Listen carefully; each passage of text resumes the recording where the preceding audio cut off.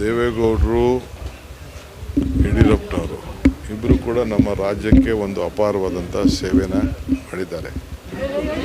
ಅವ್ರ ಜೊತೆಗೆ ಬೇರೆ ಮುಖ್ಯಮಂತ್ರಿಗಳು ಕೂಡ ಮಾಡಿದ್ದಾರೆ. ಅವ್ರನ್ನೂ ಕೂಡ ಭೇಟಿ ಮಾಡ್ತೀನಿ. ಸೊ ಹಿರಿಯ ಮಾರ್ಗದರ್ಶನವನ್ನು ರಾಜ್ಯದ ಹಿತಕ್ಕೆ ಯಾವಾಗಲೂ ಕೂಡ ರಾಜ್ಯದ ಘನತೆ ಗೌರವ ಎಲ್ಲ ಕೂಡ ಕಾಪಾಡಿಕೊಂಡು ಬಂದಿದ್ದಾರೆ. ಸೊ ಅದು ನಾವು ಯಾರೂ ಕೂಡ ಮರೀಲಿಕ್ಕೆ ಸಾಧ್ಯ ಇಲ್ಲ.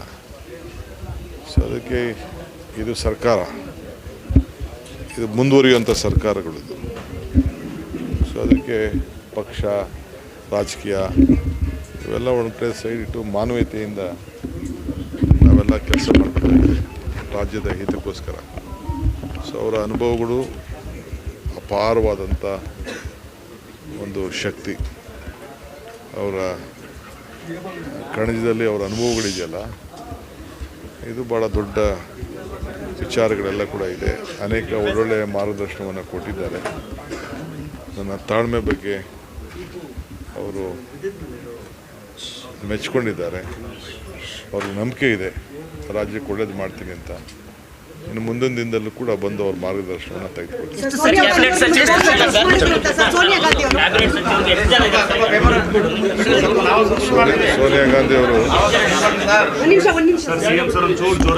ಸೋನಿಯಾ ಗಾಂಧಿ ಅವರು ಕೂಡ ಬೆಳಗ್ಗೆ ಫೋನ್ ಮಾಡಿ ಮಾತಾಡಿ ಅವರು ನನ್ನ ಮೇಲೆ ಅಪಾರವಾದಂಥ ವಿಶ್ವಾಸ ಮೊದಲಿಂದ ಕೂಡ ಇಟ್ಕೊಂಡು ಬಂದವರು. ಅವರೇ ನನ್ನ ಪಕ್ಷದ ಅಧ್ಯಕ್ಷರು ಮಾಡಿದ್ದಾರೆ.